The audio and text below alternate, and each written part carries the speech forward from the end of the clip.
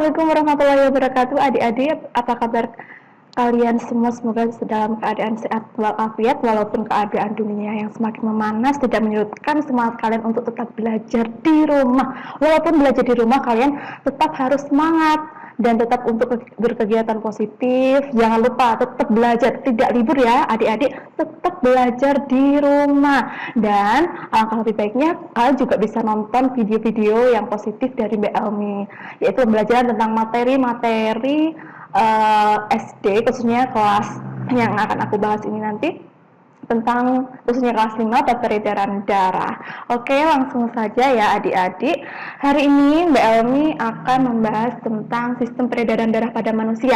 Jadi sistem peredaran darah pada manusia khususnya di SD itu yang perlu kalian pahami itu ada 3 indikator. Yang pertama itu tentang bagian-bagian darah. Kalau sudah paham tentang bagian-bagian darah, baru nanti akan merujuk ke organ-organ apa saja yang ada pada sistem peredaran darah ya. Contohnya ya kayak paru-paru, kemudian jantung, ada pembuluh darah dan sebagainya. Dan yang terakhir itu adalah sistem peredaran darah, yaitu sebenarnya darah manusia itu berjalan dari mana sih, kemudian berlanjut ke organ mana, karena menurut fungsi darah sendiri itu kan sebagai alat transportasi ya adik-adik. Ayo, kemarin ada yang tahu fungsi darah untuk apa? Jadi darah itu sebagai alat transportasi. Kenapa disebut sebagai alat transportasi? Karena darah itu mengalir mengedarkan sari-sari makanan di dalam tubuh, mengedarkan oksigen karena oksigen diperlukan oleh tubuh, kemudian mengalir untuk menghangatkan tubuh. Oke, sekarang lanjut kepada pembahasan tentang bagian-bagian darah. Adik-adik perlu kalian ketahui bahwa darah itu kan bentuknya apa? Merah kan? Kemudian mencairkan, iya kan, cair maksudnya. Bentuknya cair, warnanya merah. Kalau dilihat kasat mata kan seperti itu ya. Ternyata darah itu kenapa bentuknya cair? Karena 55% darah itu memang terdiri dari air atau plasma darah. Nah, kemudian setelah di zoom secara detail di dalam air atau di dalam cairan itu tadi ada partikel-partikel kecil adik-adik. Partikel-partikel kecil itu ada apa saja? Ternyata partikel-partikel kecil itu ada yang namanya trombosit.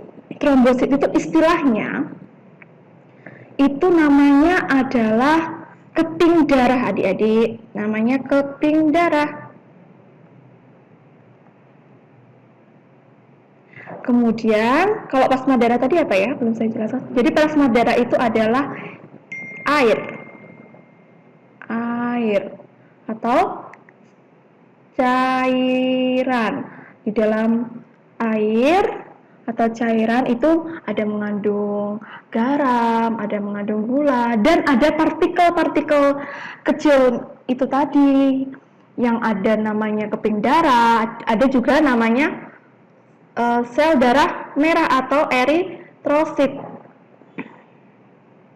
atau sel darah merah. Oke, jadi yang sejumlah 45%. Jadi nggak salah apabila dalam darah atau dalam cairan itu warnanya merah, karena yang mendominasi air cairan di dalam plasma darah ini tadi itu adalah partikel-partikel kecil yang berupa eritrosit atau sel darah merah. Jadi nggak salah kalau misalkan dilihat dari kasat mata itu darah itu bentuknya merah. Lah, kemudian maksudnya warnanya merah, bentuknya cair karena 55%-nya itu air. Dan bentuknya adalah dan warnanya adalah merah karena partikel-partikel kecilnya itu tadi yang mendominasi adalah sel darah merah atau eritrosit. Gimana? Sudah paham atau belum? Jadi dapat Kakak Elmi simpulkan bahwa bagian-bagian darah itu ada 55% plasma darah atau cairan, kemudian 1%-nya adalah leukosit, sel darah putih, kemudian trombosit, keping darah, dan eritrosit atau sel darah merah. Gitu. Kemudian untuk fungsi dari bagian-bagian darah itu nanti salah satunya leukosit atau sel darah putih itu fungsinya sebagai pembunuh bibit penyakit atau bibit kuman. Jadi salah satunya ketika kalian jatuh kemudian itu berbentuk nanah, itu ada muncul sebuah kayak darah putih atau nanah, itu sebenarnya adalah bentuk antibodi atau bentuk dari perlindungan atau bentuk dari sel darah putih yang melindungi luka kalian dari kuman. Kemudian ada trombosit. Trombosit ini fungsinya untuk pembekuan darah supaya darah cepat membeku, cepat mengering. Misalkan kalian terluka, itu biar tidak terus mencair, maka darah itu akan membeku, kemudian akan membentuk sel-sel baru gitu ya. Kemudian kalau eritrosit atau sel darah merah itu fungsinya untuk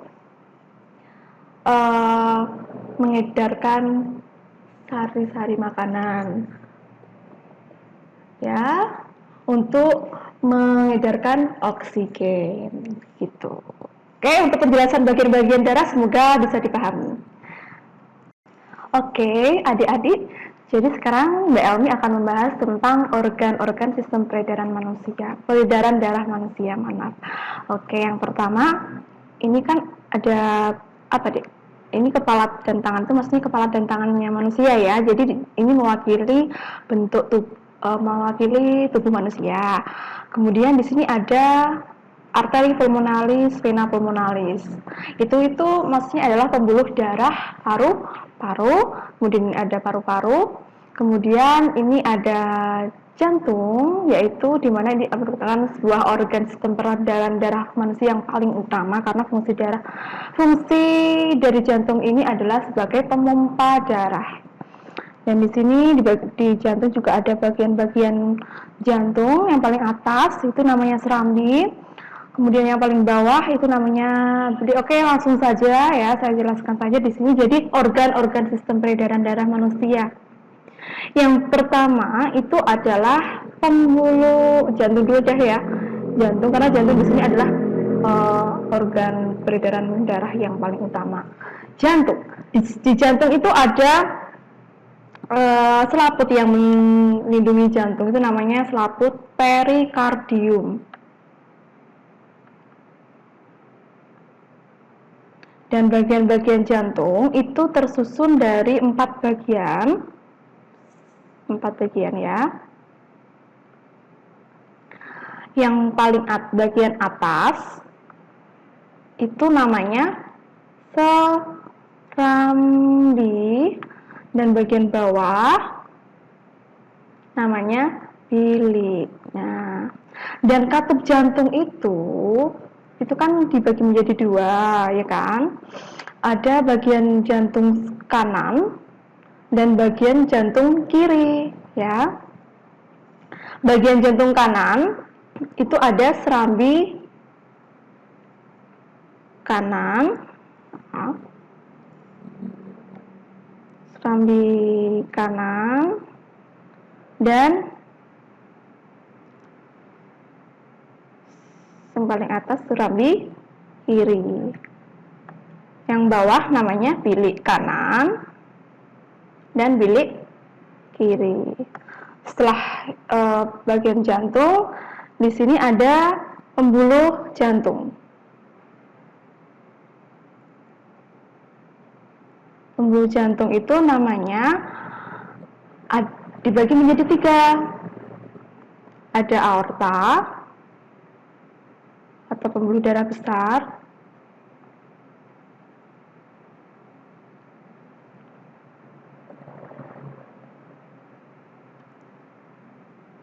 kemudian ada arteri, Kemudian ada vena atau pembuluh balik.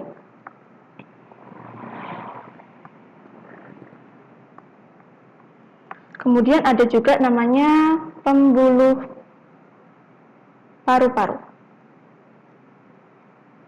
Pembuluh paru-paru itu namanya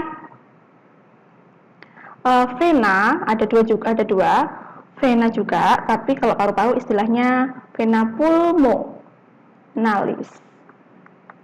Ada arteri juga, arterinya paru-paru namanya arteri pulmonalis. Setelah itu, karena darah itu diedarkan di seluruh tubuh, maka seluruh tubuh juga ikut serta dalam sistem peredaran darah manusia. Tapi yang paling utama ini ya, jantung. Karena jantung di sini itu fungsinya sebagai pemompa darah. Maksudnya pemompa darah di sini sebagai mesin dalam mengedarkan darah. Kalau tidak ada jantung, maka darah akan berhenti dan apa akan terjadi? Kalian aku bisa jawab sendiri kan? Ya manusia nanti tidak bisa bertahan hidup, ya. Jadi kembali lagi, ada apa tadi? Ada serambi kanan, ada serambi kiri juga. Ini serambi kanan. Ini serambi kiri. Ini bilik kanan. Ini bilik kiri. Mbak, ini kenapa gambarnya ada yang putih, ada yang hitam?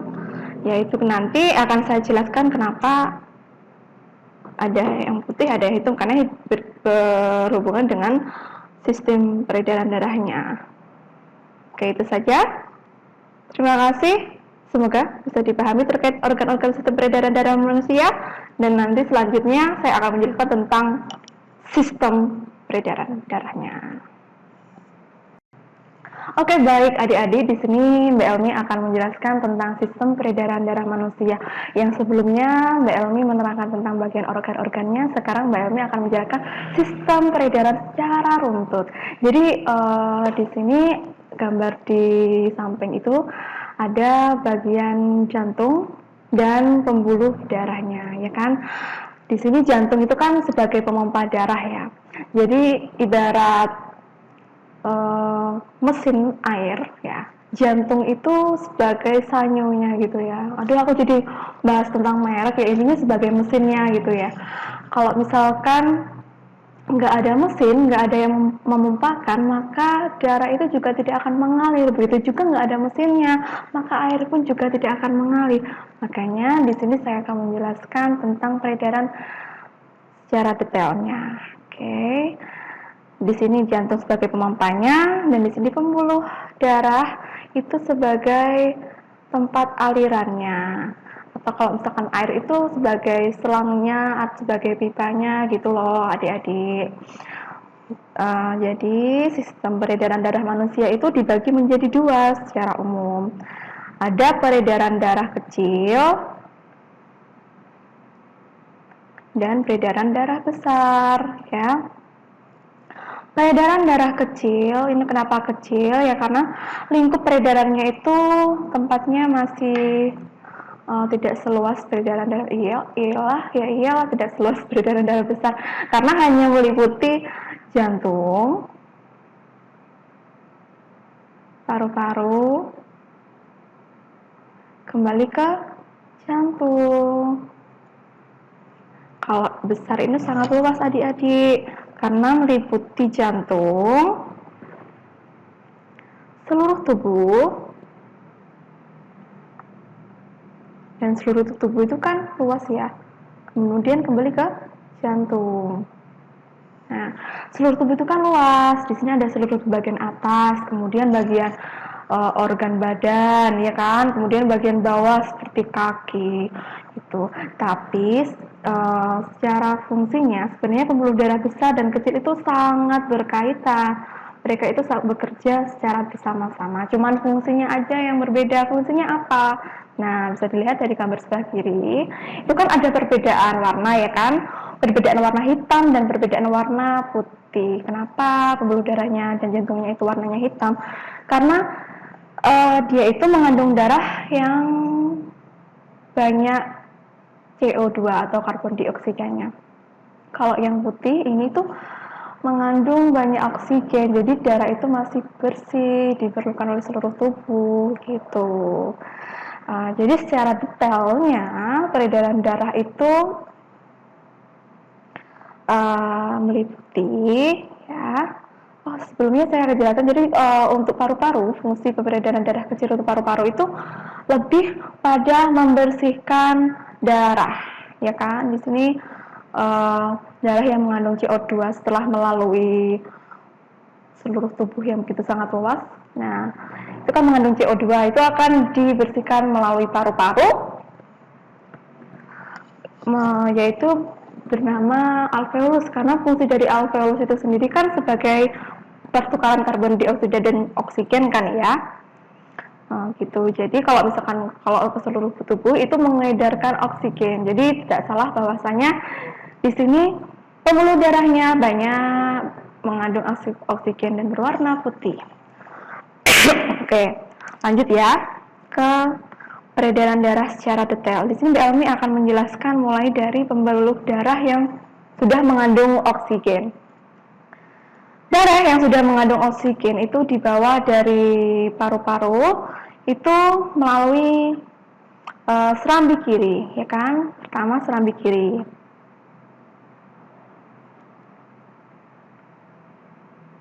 Nih serambi kiri, kemudian ke bilik kiri, ya kan?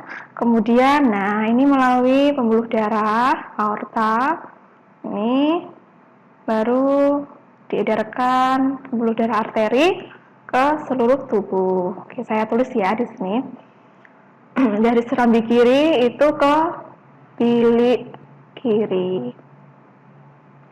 Setelah bilik kiri itu kan akan diedarkan ke seluruh tubuh. Jadi jangkauannya lebih luas, denyutannya lebih luas, mesinnya butuh pengaliran yang lebih luas.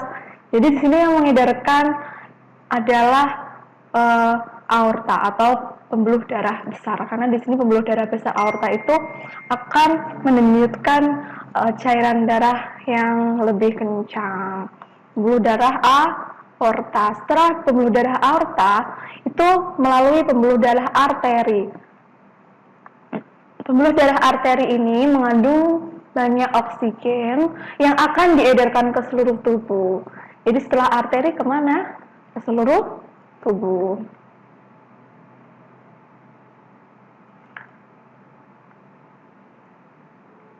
Setelah ke seluruh tubuh bagian atas maupun seluruh tubuh bagian bawah, oksigen sudah diperlukan oleh seluruh tubuh, sari-sari makanan juga sudah diedarkan melalui darah ke seluruh tubuh. Akhirnya keadaan darah pun setelah bekerja pastinya pasti kotor kan. Nah, itu tadi darah menjadi berwarna hitam. Setelah itu akan dikembalikan ke dikembalikan ke jantung melalui pembuluh darah apa? Melalui pembuluh darah vena.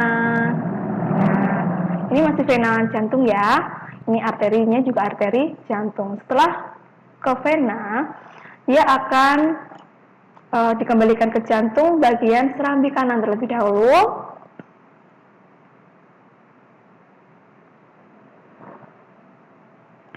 Kemudian ke bilik kanan, bagian bawah ini ya, serambi kanan, bilik kanan.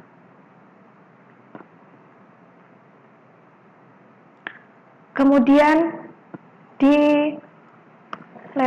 akan disalurkan ke paru-paru, itu melewati pembuluh darah yang namanya arteri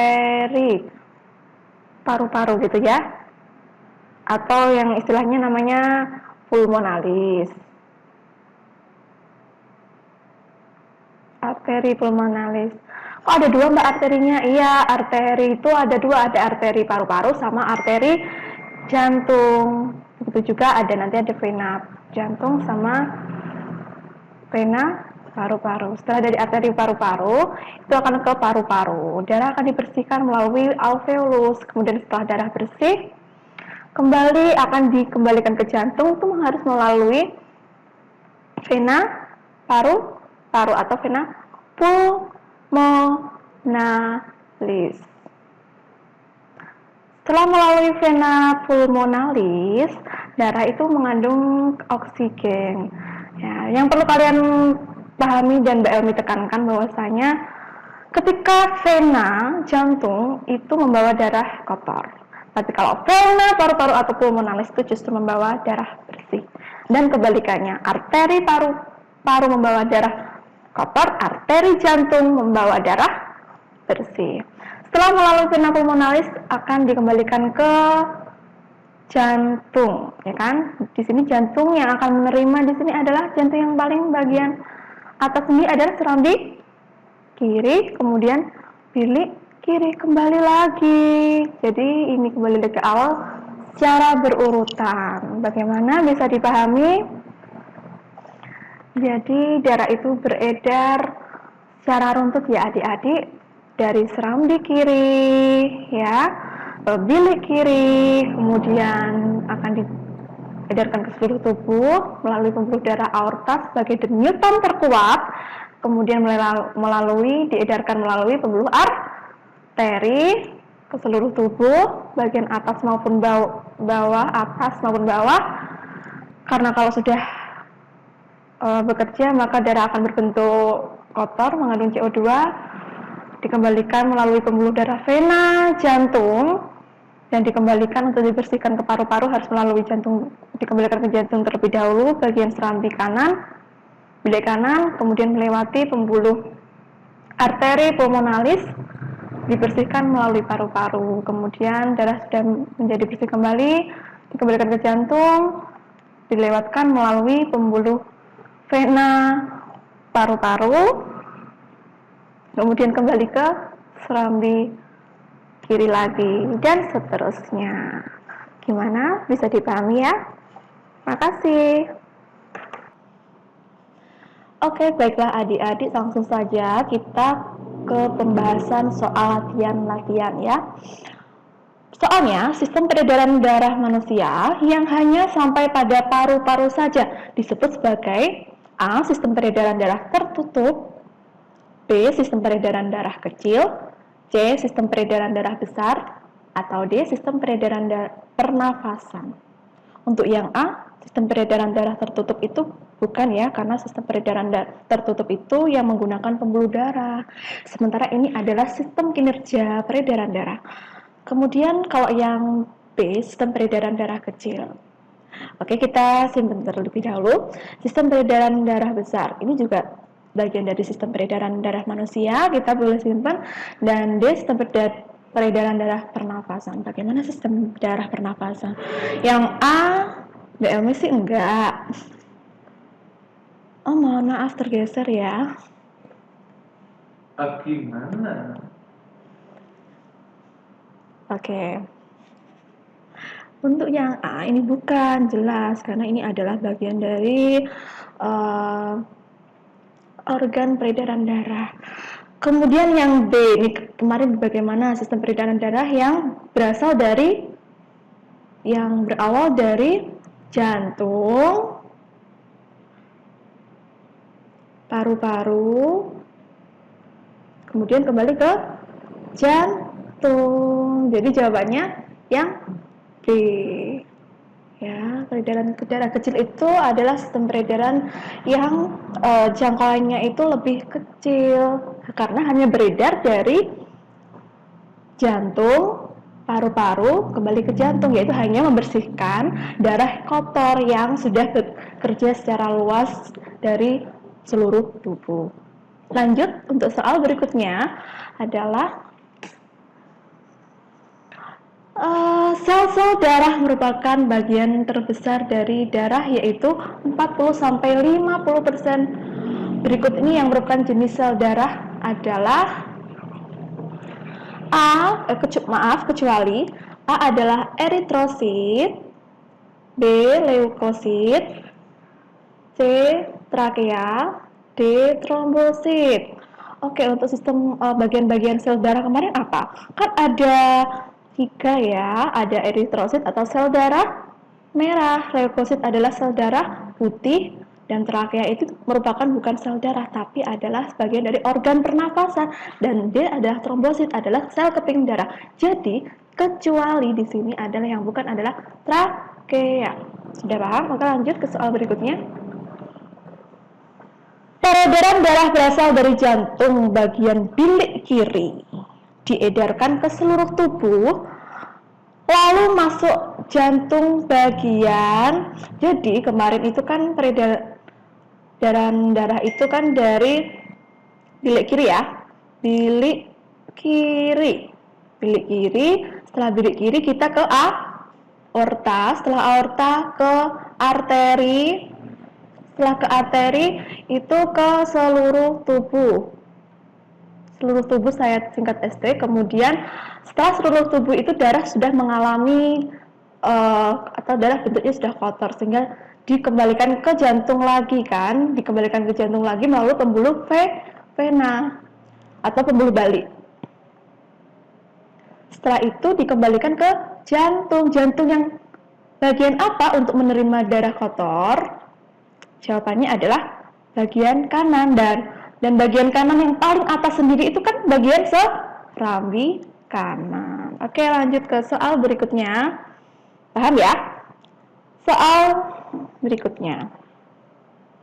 Vena pulmonalis adalah pembuluh darah yang membawa darah yang banyak mengandung. Vena pulmonalis itu adalah sel pembuluh darah paru-paru ya. Jadi, bedakan, kemarin Mbak Elmi sudah menerangkan terkait dengan vena. Vena itu ada 2, yaitu vena jantung dan vena paru-paru atau vena pulmonalis. Nah, kemarin itu kan diperhatikan, kemarin itu kan vena itu adalah pembuluh darah atau pembuluh darah yang membawa darah kotor. Itu tadi kan yaitu vena jantung, ya kan? Vena jantung membawa darah kotor atau CO2 kemudian dikembalikan ke jantung lagi melalui serambi kanan, ya kan? Serambi kanan, bilik kanan. Setelah itu baru dihantarkan ke paru-paru melalui pembuluh darah apa? Arteri paru-paru. Kemudian paru-paru dibersihkan, terjadi pertukaran kandungan udara yang mengandung CO2, kemudian menjadi O2 itu tadi di bagian paru-paru alveolus, sehingga darah menjadi bersih kembali. Setelah darah bersih kembali, kemudian dikembalikan ke jantung, itu melalui pembuluh paru-paru lagi, namanya vena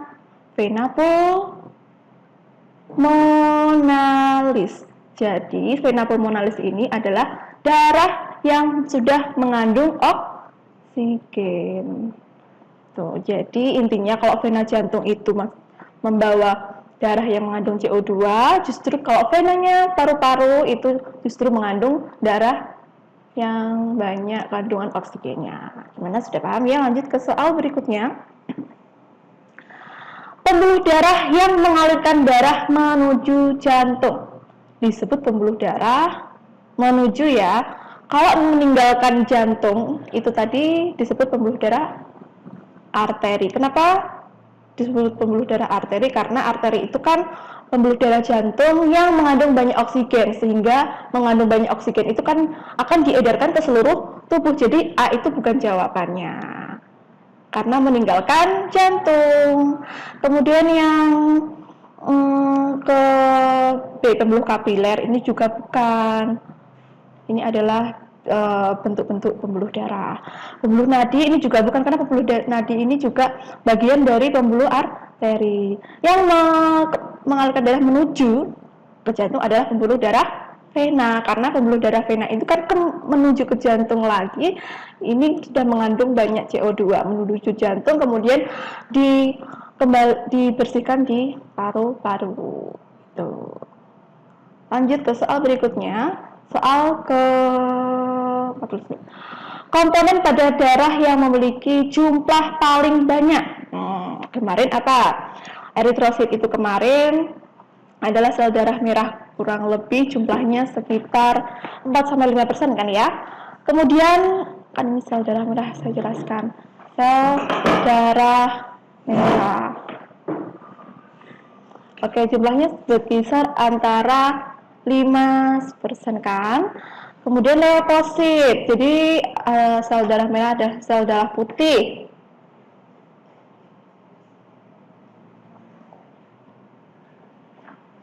Sel darah putih. Ini kemarin justru di bawahnya sel darah merah kan sekitar 1%, ya kan. Kemudian, nah ini plasma darah atau cairan darah ini kan kemarin sekitar 50% kan. Jadi kenapa darah itu bentuknya cair? Karena memang bagian komponen terbesarnya itu adalah berupa air. Dan ini trombosit itu kan kemarin adalah sel keping darah. Keping darah kemarin juga masuk di bawahnya sel darah merah. Jadi jawabannya ada di sini adalah C, plasma darah paling banyak. Yang kedua, ini sel darah. Jadi bentuk darah dominan cair, warna dominan merah. Lanjut soal yang terakhir. Pembuluh darah yang mengalirkan darah keluar dari jantung dan berisi darah bersih kaya akan oksigen. Itu pembuluh darah apa? Gampang ya, tadi Bayu sudah menjelaskan pembuluh darah arteri. Karena kenapa pembuluh darah arteri ini kan yang kaya akan oksigen? Setelah arteri itu kan akan diedarkan ke seluruh tubuh ya, seluruh tubuh. Jadi membutuhkan kaya akan oksigen. Perlu diingat sekali lagi, pembuluh arteri jantung itu membawa darah bersih, namun pembuluh arteri paru-paru justru membawa darah kotor. Dan sebaliknya, vena jantung membawa darah kotor, vena paru-paru membawa darah bersih. Semoga bisa dipahami penjelasan dari Mbak Elmi. Assalamualaikum warahmatullahi wabarakatuh, dan semoga bermanfaat bagi kita semua adik-adik.